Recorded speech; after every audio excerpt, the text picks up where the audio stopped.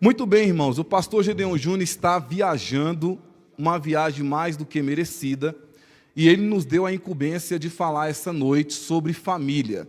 Nós estamos estudando essa revista aqui, Projetando 2025, Cuidando da Família, e nós vamos, durante 4 meses, falar sobre esse tema.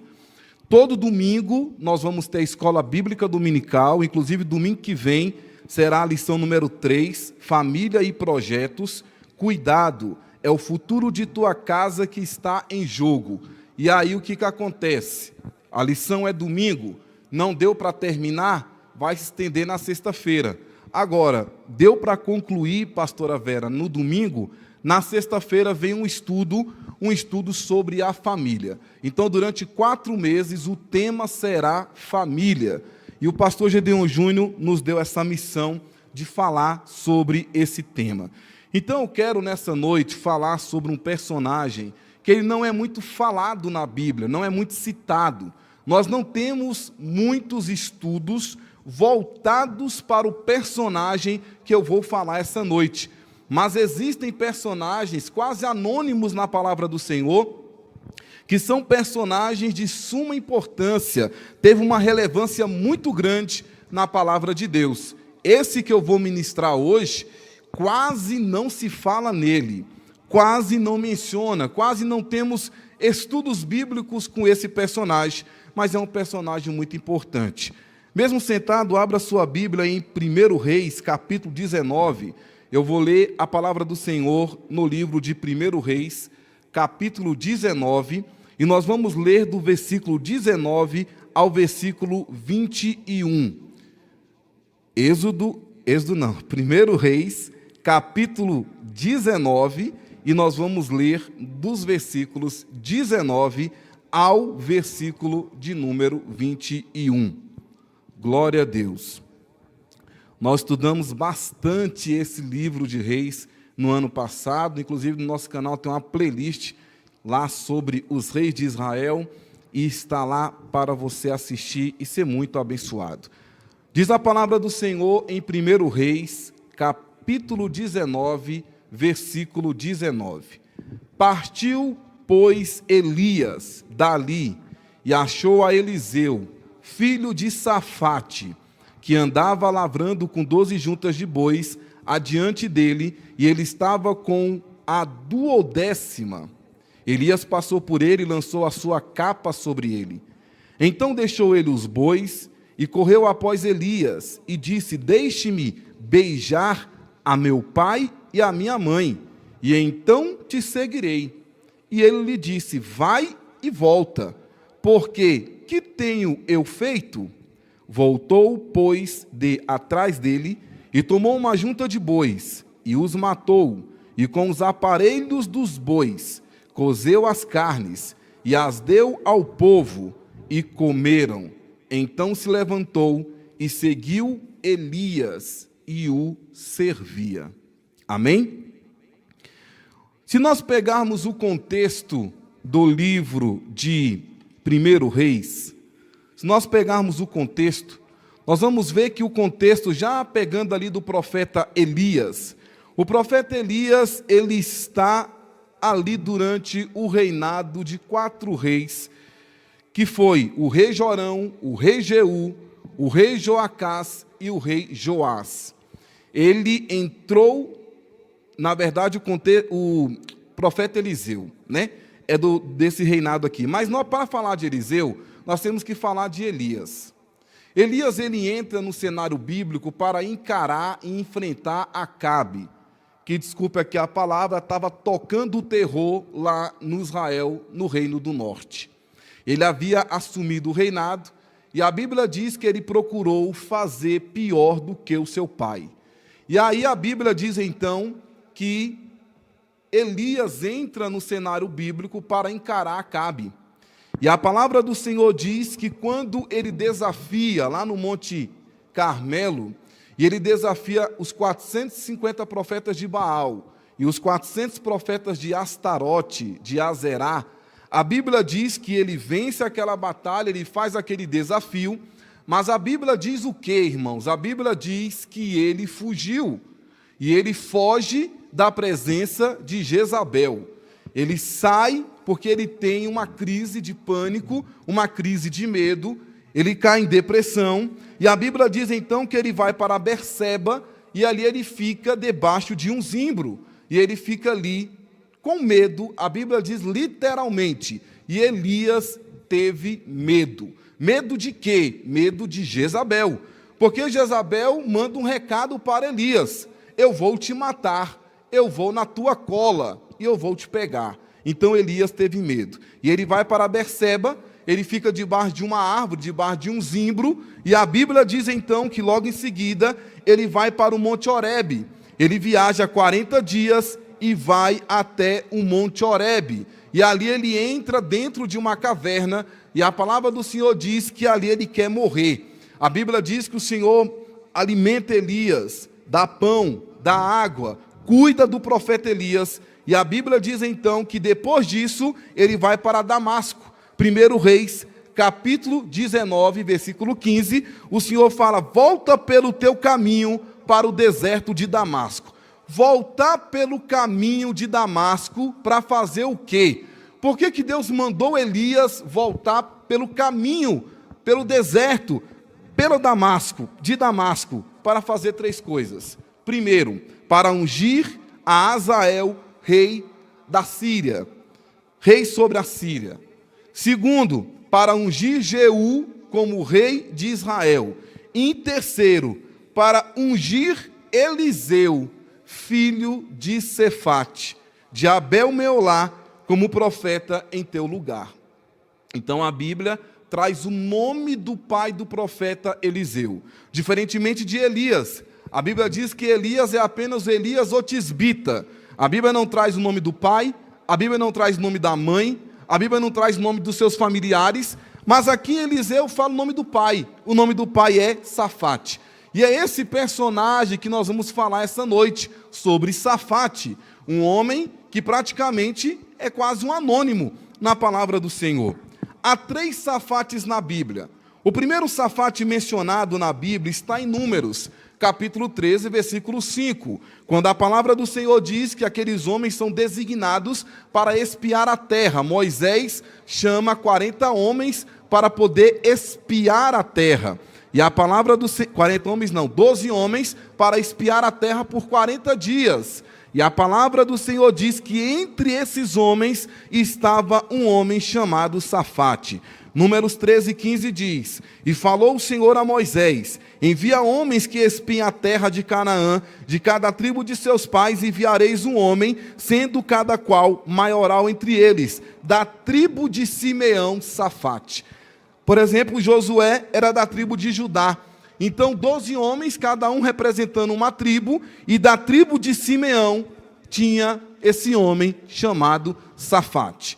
O segundo Safate que a Bíblia menciona está em 1 Crônicas 27, 29, que diz: e sobre os gados que pasciam em Saron se trai o saronita, porém sobre os gados dos vales, Safate, filho de Adilai. Esse é o segundo Safate que a palavra do Senhor menciona, que a palavra do Senhor relata, que a palavra do Senhor nos descreve. E aí nós temos o terceiro Safate, que é o personagem do estudo bíblico dessa noite, o pai de Eliseu, um rico proprietário da terra de Abel-Meolá. Um rico proprietário da terra de Abel-Meolá. A primeira observação que eu quero fazer essa noite, para os irmãos que estão aqui e para os irmãos que estão em casa: como que Safate cuidou do substituto de Elias?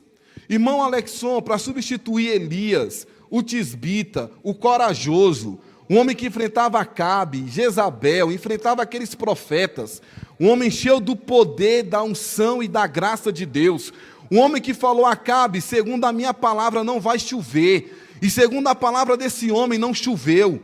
Um homem cheio da autoridade do Senhor. Deus fala assim: agora você vai descer por Damasco, pelo deserto de Damasco, e você vai ungir Eliseu para ser o seu substituto. Então nós estamos falando de um substituto à altura, Estamos falando de um substituto, um homem de Deus. Estamos falando de um homem capacitado, um homem que tinha qualificações, um homem que tinha aptidões para poder seguir Elias. Se não estivesse preparado, obviamente, tinha tudo para se preparar para substituir o grande profeta. Então, estamos falando de um pai que cuidou de um filho e deixou um filho, se não pronto, quase pronto, para poder assumir, porque quando ele encontra com Elias, ele ainda tem um tempo com Elias, até que Elias é levado aos céus e Eliseu então assume. Então, Safate, ele se tornou discípulo do profeta Elias. Ele era discípulo de Elias. Então, onde Elias ia, Safate estava ali. De repente, Safate estava lá no Monte Carmelo, junto com Elias. De repente, quando Elias foi lá falar com Acabe, Safate estava junto.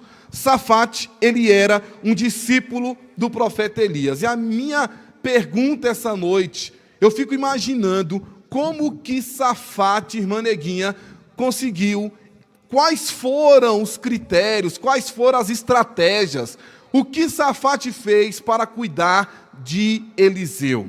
A Bíblia não traz detalhes, mas nós podemos entender que ele levou a palavra de Deus para Eliseu.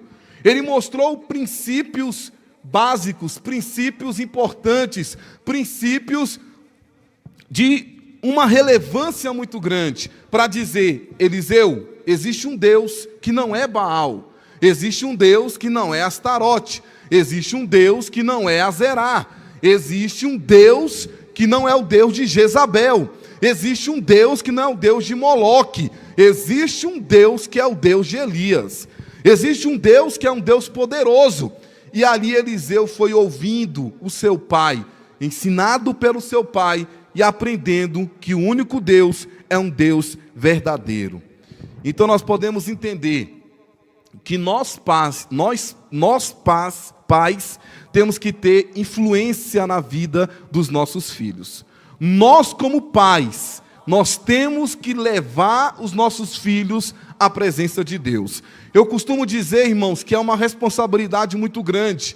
Quando eu apresentei os meus filhos aqui na igreja, o André foi apresentado aqui pelo pastor Gedeon, a Eloá foi apresentado na igreja que eu pastoreava, o Jardim do Ingá, pelo pastor Gedeon Júnior, e as perguntas que os pastores me fizeram a mim e fizeram a minha esposa, é o seguinte: vocês prometem levá-los até a presença de Deus?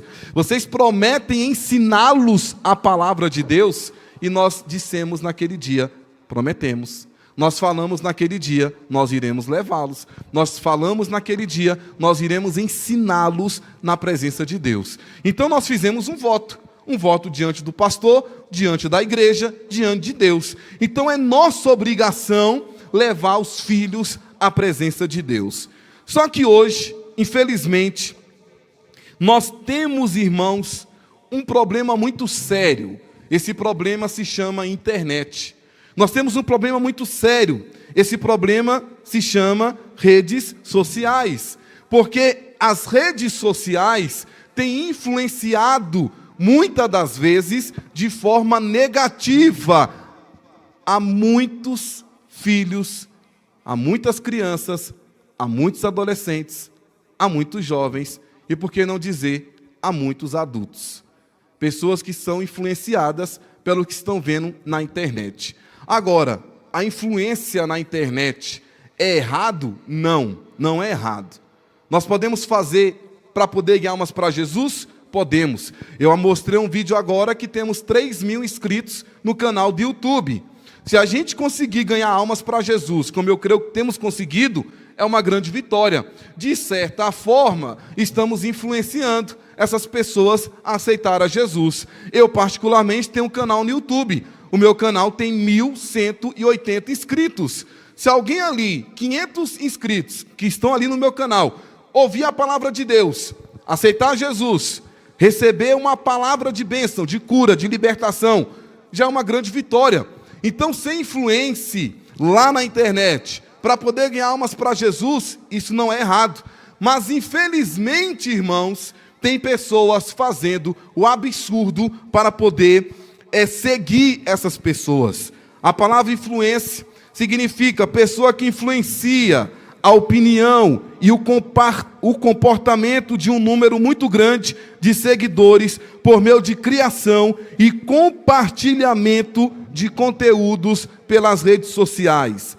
Esses influencers mostram seu estilo de vida, suas opiniões, recomendações e experiências, construindo verdadeiras comunidades. Então eles ditam a maneira de falar, eles ditam a maneira de vestir, eles ditam a maneira de se comportar, de ter a opinião. E tem pessoas completamente loucas e desesperadas por esse tipo de pessoa. Aqui no Brasil, eu fiz uma pesquisa, os mais famosos, os que têm um número muito grande de seguidores, o Whindersson Nunes, que é um humorista, né? E ele tem mais de 200 milhões de seguidores em Instagram, YouTube e Facebook. Anitta, as pessoas morrem pela Anitta. Anitta, adepta do candomblé, que segue orixás, e muitas pessoas estão loucamente seguindo esse tipo de pessoa. Teve uma pessoa conhecida, que eu não vou falar o nome, que estava no show da Anitta, estava lá presenciando, porque as pessoas gostam de ver e gostam de seguir. Aí nós temos, irmãos, jogadores de futebol, cantores, e temos muitas pessoas que são influencers e que conseguem arrecadar um número muito grande de seguidores. E basta qualquer besteira para a pessoa virar uma influência e ter muitos seguidores. Vocês conhecem a Jennifer Castro? Jennifer Castro, pastora Vera, é uma menina que ganhou mais de 2 milhões de seguidores porque estava sentado no avião e não deu lugar para uma criança que queria sentar no lugar dela.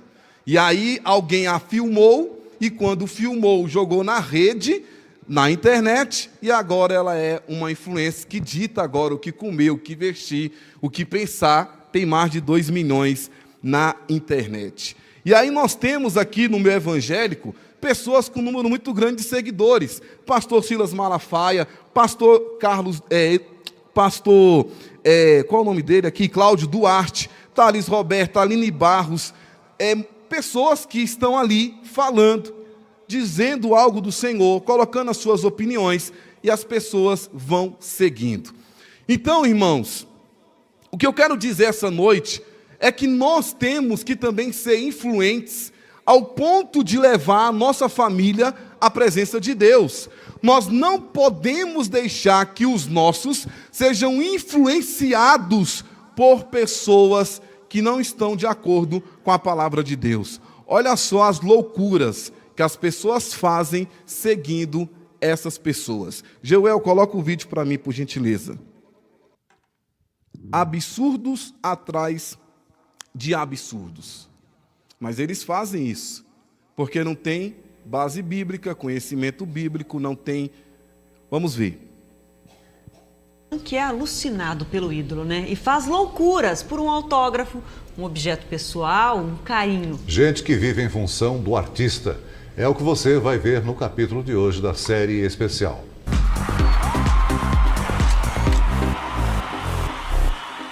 A palavra final foi dela mesma e ficou Neymar na parte interna da boca. Eu não sei explicar muito como aconteceu, sabe? Mas eu sei que eu gosto do cara e resolvi fazer a tatuagem. Pois é, mas qual será a opinião do povo nas ruas sobre a menina que tatuou Neymar no beiço? Na boca? Eu acho que não existe isso, não existe?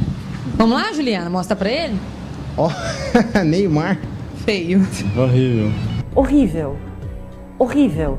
Mas pra você que achou um absurdo tatuar os beiços, que tal essa fã que tatuou o rostinho do Neymar na cacunda? Aliás, tatuar o rosto de seus ídolos tem ficado cada vez mais comum. Tipo esse John Lennon, que mais parece o Harry Potter de Chernobyl, né? Que tal uma tatuagem do Chimbinha agarrado com a Joelma, bicho? Eu gostei, foi do nariz do Chimbinha. Aliás, os fãs de música são sempre os mais inspirados na hora de mandar uma tatu. E sim, era pra ser o Michael Jackson. Houve um equívoco. Isso me lembrou essa fã que tatuou o nome do rapper Drake na testa e quando ele viu, odiou. Shakira. Caroline. Brookfield. Carlos Eduardo. Carimbo. Agora que tal colocar o nome dos seus 3 filhos em homenagem à Veveta? O que loucura você já fez pela Ivete? Eu vou deixar que a minha filha explica. Oi, Ivete. Eu chamo também Ivete, que minha mãe pôs meu nome de Ivete. Gente, jura? Oi, Ivete. Elas são 2 filhas suas? Então, eu sou Ivete com Y. Eu não tô acreditando. E o que mais? Eu também. Minha mãe colocou meu nome de Ivete. Mas ele é o Ivete. A garota que eu vou mostrar a seguir só não foi notada pela sua ídola, como também deixou ela profundamente abalada. Em 2011, a cantora Jessie J fraturou uma de suas pernas no ensaio da sua turnê. Aí ela recebeu pelo correio várias fotos de uma fã que quebrou a própria perna para ficar parecida com ela. Após isso, a cantora até dobrou a sua segurança por medo de ser atacada. A cantora recebeu pelo correio uma foto da adolescente com o pé fraturado e uma mensagem: "Eu faria qualquer coisa para ser igual a você." Um chiclete é bem barato, variando de 10 centavos a R$2 no máximo. Mas teve um fã da Britney Spears que comprou um chiclete que ela mascou num show por $14 mil. Isso equivale a quase R$80 mil. Agora pensa aí, o que a pessoa vai fazer com um chiclete mastigado? Tem que ter coragem. Existem casos de pessoas que gastam uma nota para ficarem parecidos com seus ídolos, e alguns até ficam. Mas no caso desse jovem, o resultado foi desastroso. Jack Johnson gastou mais de R$150 mil em cirurgias para ficar parecido com o ex-jogador David Beckham. Depois dessa, passaram a até confundirem ele com David na rua. Isso foi uma ironia. Irmãos, então olha só. Isso aí é simplesmente triste demais. Uma mãe que coloca o nome de 3 filhos de Ivete. Inclusive o homem, o menino, nome de Ivete. A outra quebra a perna porque a sua fã, o seu influencer, o seu ídolo, também quebrou a perna. O outro gasta 150 mil para aparecer um que não vai aparecer nunca. E aí, o pior disso tudo é que tem pessoas que acabam indo para o suicídio, porque não consegue alcançar o que o seu ídolo alcançou. E detalhe, eles não estão nem aí para essa galera. Tá nem aí se fez, se não fez, se tatuou, se não tatuou, se gastou dinheiro. Para eles, nem cheira e nem fede. Agora, quer ter influência, quer influenciar? Vamos influenciar falando da palavra de Deus. Jesus Cristo, ele é considerado o maior influenciador da história, porque ele inspirou e transformou vidas com amor, compaixão e esperança. Quer influenciar? Vamos falar então de Paulo, vamos falar então de homens de Daniel, vamos falar de os grandes reis que a palavra do Senhor menciona, os grandes profetas Jeremias, Isaías, vamos falar da palavra de Deus para esses homens. Então, o que acontece aqui? Safate, ele foi influenciado por Elias. Ele era servo de Elias. Ele era discípulo de Elias. Então ele teve uma educação e ele quis mostrar para o seu filho Eliseu que Elias era alguém muito bom para ser seguido. Safate deve ter dito para Eliseu: quer seguir alguém? Então segue Elias. A grande pergunta é: quem que os nossos filhos têm seguido? Quem que os nossos filhos têm seguido? Os nossos filhos, irmãos, ele tem que se preocupar em seguir homens que tragam inspiração positivas. Grandes homens de Deus que a palavra do Senhor relata e fala, e nós temos que olhar para a história desses homens. Então Safate foi influenciado por Elias e passou esta influência para o seu filho Eliseu. Safate, como eu já disse, ele era um homem muito rico, e Eliseu estava cuidando de 12 juntas de bois. Agora preste atenção, Eliseu ele era um homem trabalhador, ele cuidava da junta de bois do seu pai, juntas de bois, dupla de bois. Tinha atração ali, tinha uma parafernagem, assim, melhor dizendo, e puxava ali algum aparelho, que eu esqueci o nome, para poder fazer a tração na terra. E ali 2 bois puxavam aquilo ali, e ali cada boi, que era de uma nota muito alta, muito caro naquela época, que era uma forma de ganhar dinheiro. Safate era um empresário e tinha ali muitos bois ao seu serviço. Eliseu estava cuidando de 12 juntas de bois, 24 bois. Estava ocupado com a obra do Senhor. E aqui me chama muita atenção, porque quando Elias chega para Eliseu, minha irmã, Eliseu estava trabalhando, ele estava cuidando dos bois do seu pai. E quando Eliseu encontra Elias, partiu, pois, Elias, e dali achou a Eliseu, filho de Safate, que andava lavrando com 12 juntas de bois adiante dele, e ele estava com a 12ª. Elias passou por ele e lançou a capa sobre ele. Então deixou ele os bois e correu após Elias e disse-me: deixe-me beijar meu pai e minha mãe. Olha que interessante, o grande encontro aconteceu o encontro de Elias com Eliseu. Aquele grande homem que Elias era, estava agora diante de Eliseu. E Eliseu fez algo muito interessante, que eu quero que os irmãos olhem aí para o versículo 20. 1 Reis, capítulo 19, versículo 20. Olha só o que Eliseu faz. Então deixou ele os bois e correu após Elias e disse: deixa-me beijar a meu pai e a minha mãe. Olha todos aqui para mim em nome de Jesus. Eliseu podia simplesmente ir com Elias. Mas ele fala assim: deixa primeiro eu beijar meu pai e deixa eu primeiro beijar a minha mãe. Então Eliseu estava aqui simplesmente fazendo o quê? Honrando o seu pai Safate e honrando a sua mãe, que a Bíblia não traz o nome.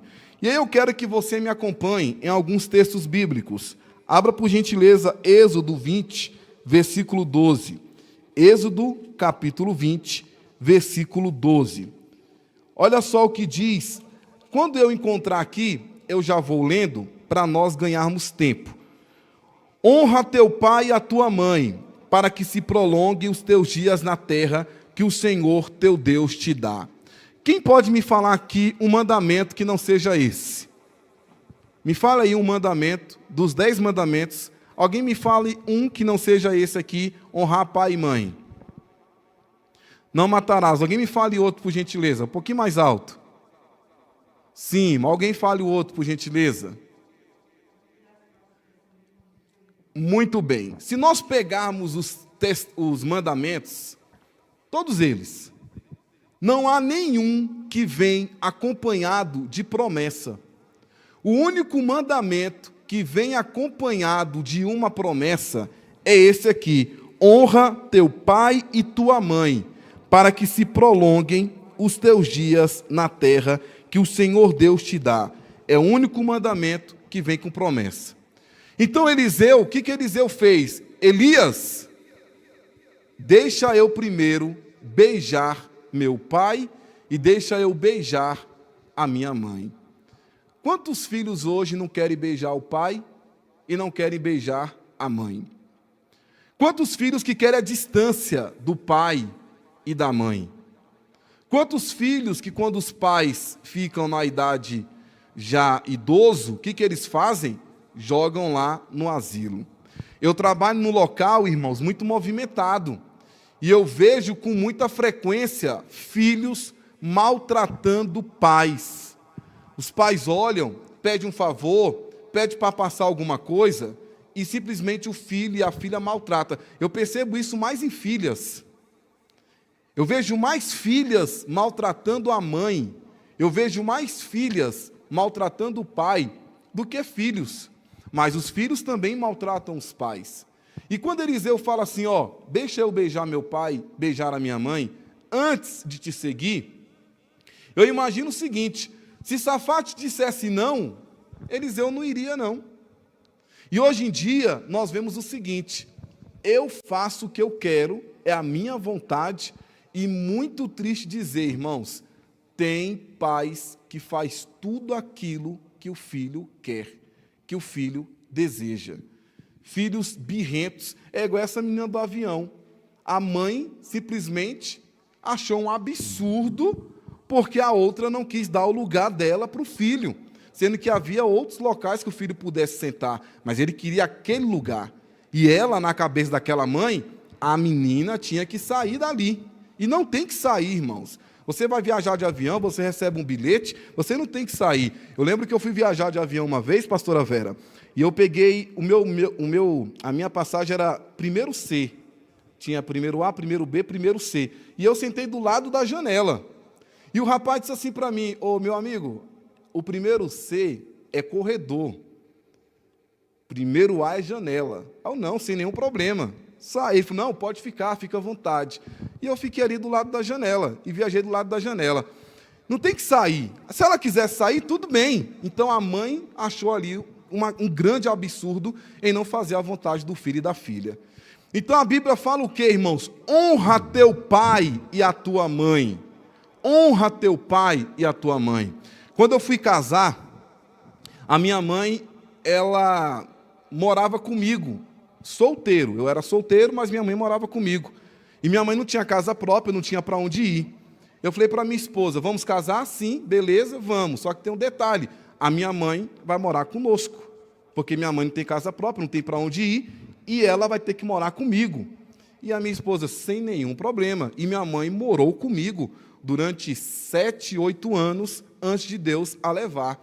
Ela morreu em 2011, mas a minha mãe morreu comigo. Eu estava pastoreando a cidade do Jardim Gá, pastoreando a igreja lá, e ela morava comigo lá no Jardim Gá. Então, irmãos, nós vemos aqui que Eliseu, ele quis honrar o seu pai, honrar a sua mãe. Efésios 6, olha o que diz a palavra do Senhor em Efésios, capítulo 6, versículo do 1 ao 4. Efésios, capítulo 6, versículo do 1 ao 4. Olha o que diz a palavra do Senhor. Efésios 6, do 1 ao 4. Diz assim a palavra do Senhor: vós, filhos, sejam obedientes a vossos pais no Senhor, porque isto é justo. Você, filho, que está me ouvindo aí pela live, você, filho, que está aqui na igreja, diz assim: vós, filhos, sede obedientes a vossos pais no Senhor, porque isto é justo. Honra teu pai e a tua mãe, que é o primeiro mandamento com promessa. Vocês falaram os mandamentos aí, o primeiro com promessa é esse. Honra teu pai e tua mãe, que é o primeiro mandamento com promessa, para que te vá bem e vivas muito tempo sobre a terra. E vós, pais, não provoqueis a ira dos vossos filhos, mas criai-os na doutrina e admoestação do Senhor. Então, qual é o mandamento aqui? O pai tem que honrar, o filho tem que honrar o pai, o filho tem que honrar a mãe. Olha só o que diz, irmãos, Colossenses 3, 20. Colossenses 3, versículos 20. Vós, filhos, obedecei em tudo a vossos pais, porque isto é agradável ao Senhor. O que está dizendo aqui? Obedecei, irmão Ariston, mais ou menos. Obedecei 50%. Obedecei algumas coisas, outras coisas não. Não, irmãos, a Bíblia diz: obedecei em tudo. Obedecei em tudo vossos pais, porque isto é agradável ao Senhor. Obedecei em tudo. Olha o que diz a Bíblia aqui em Provérbios 1 e 8. Provérbios, capítulo 1, versículo 8. Grande Salomão escreveu aqui em Provérbios. Diz assim: filho meu, ouve a instrução de teu pai e não deixes a doutrina de tua mãe. Ouve a instrução de teu pai. Será que Safaste não instruiu Eliseu? Claro que instruiu. Não vai sair com qualquer um. E olha que Elias não era qualquer um. Ele falou: deixa eu ir lá, eu vou beijar meu pai, eu vou beijar minha mãe. Olha o que diz Provérbios 4:1. Ouvi, filhos, a correção do pai, e estais atentos para conhecerdes a prudência, ouvirdes a correção do pai. O meu pai disse uma vez para mim, nunca pegue, acho que é, eu não sei, é pituca, é? Que é esse toquinho de cigarro? Nunca pegue vou pegar um pedaço de cigarro, que eu não sei falar esse nome, pituca, né? Nunca pegue essa pituca de cigarro e coloque na boca. Porque no dia que eu ver, tu vai levar uma surra. Porque isso não pode. Eu era criança, irmão. Eu era criança. Isso é o quê? Uma instrução de um pai. Eu nunca coloquei essa porcaria na minha boca. Porque isso o quê? Isso aqui foi uma instrução que meu pai me deu. Então, eu sempre ouvi a correção do pai. E estais atentos para conhecerdes a prudência. Isso é só um exemplo. Então, quando o pai fala com o filho tem que ouvir o conselho do pai, o conselho da mãe. E eu tenho certeza que quando Eliseu fala assim, eu tenho que ir lá no meu pai e na minha mãe, é porque ele conhecia ele tinha conhecimento dessas instruções. Olha o que diz aqui, irmãos. 1 Timóteo 5,8. 1 Timóteo, capítulo 5, versículo 8. Olha o que diz a palavra do Senhor. Mas se alguém não tem cuidado dos seus, e principalmente dos da sua família, negou a fé e é pior do que o infiel. Então, o pai tem que cuidar da família, mas os filhos também têm que cuidar dos pais, obedecer os pais e abençoar os pais. 2 Timóteo 3, do 1 ao 5, olha o que diz. Sabe, porém, isto, aqui eu quero que os irmãos prestem atenção, porque aqui é exatamente o que estamos vivendo. Sabe, porém, isto, que nos últimos dias sobrevirão tempos trabalhosos, porque haverá homens amantes de si mesmo. Olha só, os irmãos concordam que essa palavra está acontecendo hoje? Homens avarentos, presunçosos, soberbos, blasfemos, desobedientes a pais e mães, ingratos, profanos, sem afeto natural, irreconciliáveis, caluniadores, incontinentes, cruéis, sem amor para com os bons, traidores, obstinados, orgulhosos, mais amigos dos deleites do que amigos de Deus, tendo aparência de piedade, mas negando a eficácia dela, destes afasta-te. Destes afasta-te. Então, o que está falando aqui? Afasta-te até daqueles que são desobedientes a pais e a mães. Quando eu fui casar, eu peguei os ensinamentos aqui da igreja, com os pastores que sempre tiveram aqui em semanas de namoro, noivado e casamento. Com o pastor Gedeon, tinha o Nereu, tinha o pastor Rubens, e tinha vários e vários pastores. Pastor Gedeon. E o que esses pastores sempre falaram? Se a menina maltrata o pai, maltrata a mãe, se a menina não obedece pai, não obedece mãe, foge, sai fora, porque vai ter problema. Então, eu sempre observei isso. E a minha esposa sempre obedeceu o pai, obedeceu a mãe. Eu conheci o meu sogro, tive a honra de conhecer, e a minha sogra sempre foi obediente, sempre respeitando, sempre cuidando. Então, isso tem que ser observado.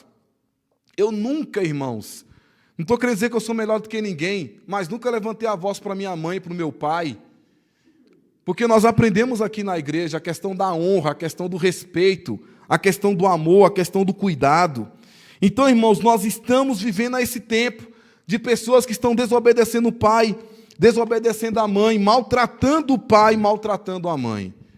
Tem pessoas que têm capacidade de deixar a mãe sair sem ter o cuidado se a mãe está indo para a igreja ou voltando para a igreja, se tem carro, se não tem, se tem carona, se não tem, simplesmente ignora, e nós ficamos muito tristes com algumas situações. Então nós temos que ter esse cuidado, e Eliseu tinha honra. Eliseu sabia honrar o pai, Eliseu sabia honrar a mãe. Os pais são responsáveis perante o Senhor pelo modo como educa e orienta seus filhos. Olha o que diz a Bíblia: eis que os filhos são herança do Senhor, e o fruto do ventre o seu galardão, como flechas na mão de um homem valoroso, assim são os filhos da mocidade. E ontem eu estava preparando essa mensagem, eu observei isso aqui, ó. Então deixou ele os bois, e correu após Elias, e disse: deixa-me beijar o meu pai, deixa-me beijar a minha mãe, então te seguirei. O que Elias falou para Eliseu? Vai, mas volta. Eu sei que tu vai voltar, porque o teu chamado não é de mim. Não sou eu que estou te chamando, é Deus que está te chamando. É Deus que está te separando. É Deus que está te convocando. Então Elias, eu entendo aqui, que deveria ser até íntimo da família. Ele sabia que Eliseu ia voltar, ele sabia que Safate iria deixar.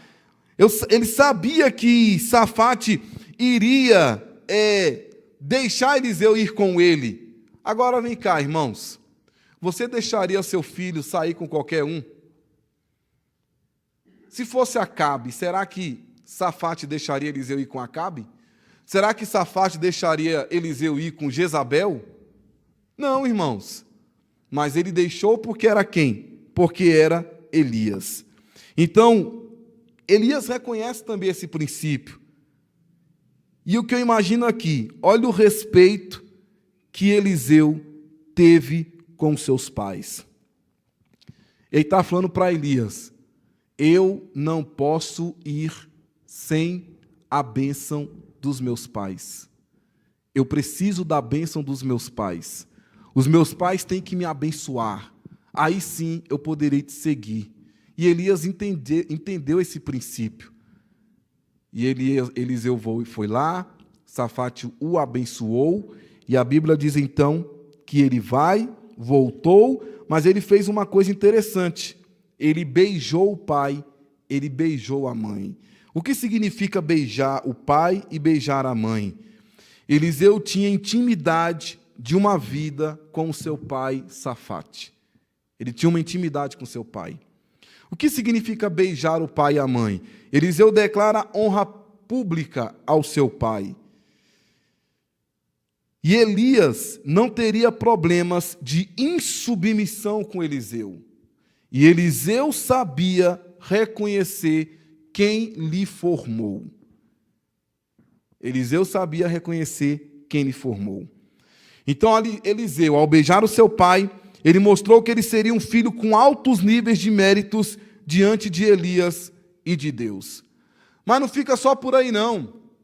Ele vai, beija o pai, ele beija a mãe, e no versículo 21 diz: voltou, pois, de atrás dele, e tomou uma junta de bois, e os matou, e com os aparelhos dos bois cozeu as carnes, e as deu ao povo, e comeram. Então se levantou e seguiu a Elias, e o servia. Aqui, Eliseu alcançou o mérito da herança antecipada. Ele beija seu pai Safate, ele consegue o mérito da herança antecipada, ele não podia pegar os bois, porque os bois não eram dele. Aí sim, ele pega os bois, ele sacrifica os bois, ele dá para aquele povo, e a Bíblia diz então que, a partir daquele momento, ele quer dizer o seguinte: eu agora estou apto a seguir a Elias. Eu já não preciso mais cuidar dos bois do meu pai, eu já não preciso mais ficar com os meus pais, eu fui abençoado por eles, e por isso então eu posso seguir. A Bíblia diz então que ele se levantou, serviu a Elias e o seguia. Então, irmãos, que coisa linda aqui. Não é apenas seguir, eu vou seguir. Hoje em dia as pessoas se aparecerem, como eu falei no início, um influencer, um ídolo, larga pai, larga mãe, faz qualquer tipo de loucura para poder seguir uma pessoa que não tem nada para acrescentar nas nossas vidas. Não tem nada de bom para acrescentar. E quando nós vemos pessoas que têm a condição de nos influenciar, por isso que temos que vir à igreja, porque aqui somos influenciados com a palavra de Deus, pessoas nos ensinando o caminho da verdade, o que fazer, o que não fazer, como prosseguir. A palavra do Senhor tem tudo. É um manual de fé, de prática, é a palavra de Deus. Por isso que nós estamos no 5º ano consecutivos. 5º ano consecutivos falando da palavra do Senhor. Coloca a imagem para mim, Joel, por favor. 5º ano consecutivos. Todo dia, irmãos, não tem desculpa, não consigo. Está aí, ó, todo dia. Hoje foi o de hoje, 24 de janeiro de 2025. Hoje era para ler, é para ter lido, né? Quem leu 17, 18, 19 e 20. Êxodo. Dia 24, já passamos por Gênesis, já estamos aí exatamente na metade do livro do Êxodo. Aí você vai aprender tudo na palavra do Senhor. Você não vai engolir, pode tirar, Joel, por favor. Você não vai engolir gato por lebre. Você simplesmente vai ouvir a palavra de Deus e Deus vai te abençoar. Aí você vai ter motivações como essa que eu vou mostrar agora. Segundo vídeo, você vai ter motivações como essa aqui, ó. E aí você vai ser abençoado. E o nome do Senhor vai ser glorificado e exaltado. Pode passar, Joel. A Bíblia é um livro que tem por volta de 1.500 páginas. Agora você já imaginou transcrever todos os textos bíblicos? Ou seja, escrever à mão, palavra por palavra, exatamente como está na Bíblia? Esse foi o desafio vencido pelos fiéis de uma igreja evangélica de Goiânia. É um trabalho que levou 8 meses, deixou esse pessoal cheio de orgulho e o resultado você vai acompanhar agora na reportagem especial do Fábio Castro. As Escrituras Sagradas numa versão gigante. São 60 centímetros de altura por 41 de largura. Aberta, a Bíblia tem quase 1 metro e pesa 11 quilos. É praticamente impossível carregá-la debaixo do braço. Os textos do Velho e Novo Testamentos foram escritos à mão pelos membros dessa igreja evangélica de Goiânia. Dona Maura, de 90 anos, ficou com o livro de Obadias. A experiência foi muito boa. Hoje eu me arrependo de ter escolhido o menorzinho livro da Bíblia. Deu vontade de escrever mais? De vontade, porque a experiência foi boa.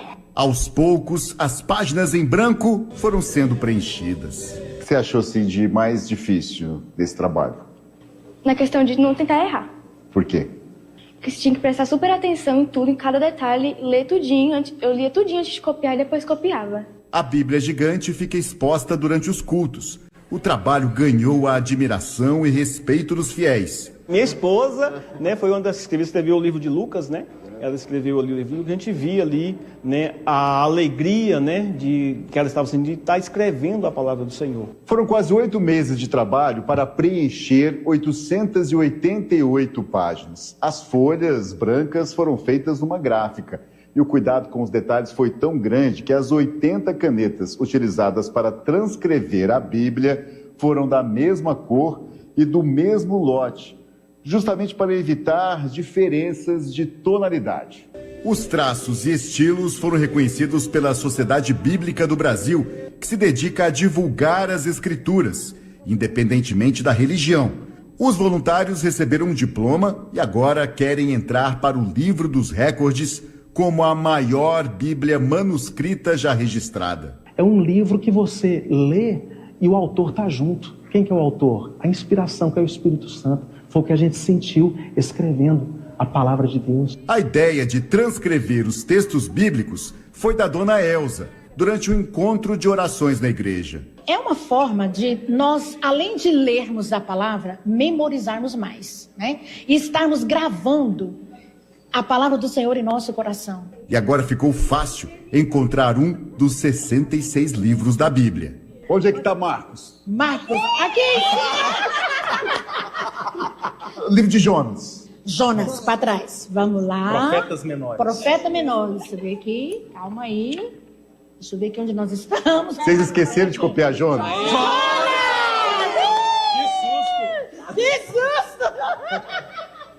Muito bom, parabéns. O tamanho dessa fé Essa fé infinita, que coisa linda esse trabalho.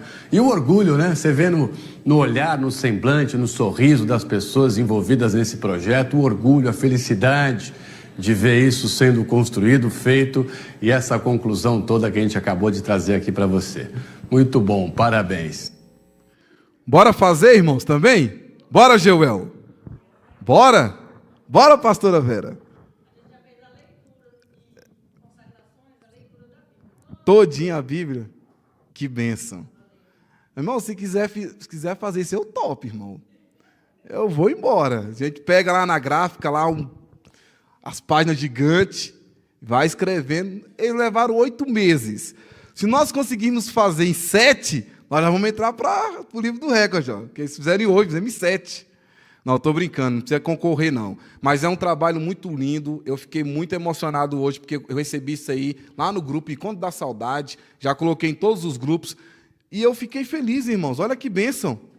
Um trabalho lindo. Isso é uma influência boa, né, Alexson? Uma influência boa, maravilhosa. Então, irmãos, Safate, um quase anônimo na Bíblia, mas que teve um papel fundamental na vida de um dos maiores profetas do Antigo Testamento. Ele é quase um anônimo. Só tem isso aqui de Safate, mas olha quem ele formou. Eliseu. E aí nós vamos estudar com calma Eliseu, em qualquer uma outra oportunidade. Nós vamos falar só sobre Eliseu, para os irmãos verem que homem de Deus que a palavra do Senhor menciona. Amém? Vamos ficar em pé, vamos fazer uma oração. Espero que os irmãos tenham entendido alguma coisa e guarde essa palavra no seu coração. Amém? Senhor Jesus, muito obrigado por esta palavra, que o teu nome seja glorificado, que o teu nome seja exaltado. Fica conosco, nos abençoe de uma forma toda especial, que o teu nome seja engrandecido, Senhor. Pai amado, não permita que os nossos filhos sejam influenciados por pessoas que não têm nada a nos oferecer, mas que possamos, ó Pai, como aprendemos essa noite, honrar o pai, honrar a mãe, obedecer o pai, obedecer a mãe, cuidar dos pais até o último momento, Senhor, cuidando com amor, com dedicação, com zelo. Pai amado, eu te glorifico, eu te exalto, Senhor. Muito obrigado pela tua palavra que foi ministrada nessa noite. Durante esses 4 meses, estaremos falando mensagens sobre família e nós abençoamos, ó Pai, o teu povo, abençoamos as famílias, abençoamos os lares, colocamos em tua presença e que o teu nome seja adorado e que o teu nome seja glorificado. Muito obrigado por tudo, fica conosco e nos abençoe em o nome do Senhor Jesus. Amém e amém. Podemos assentar, irmãos, pastor Lutero.